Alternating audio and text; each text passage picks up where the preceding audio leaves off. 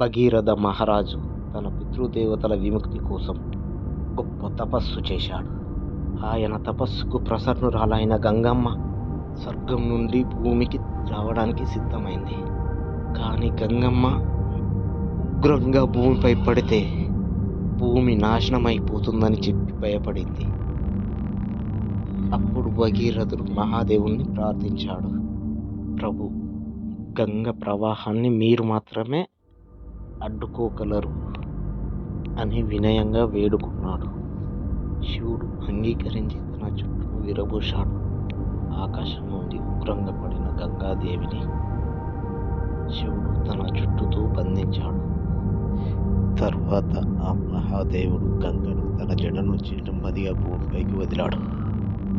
అలా గంగమ్మ భూమి మీద 10 దిక్కులా ప్రవహించసాగింది. అలా భగీరథుని పితృదేవులకు విమోక్షం కలిగించింది.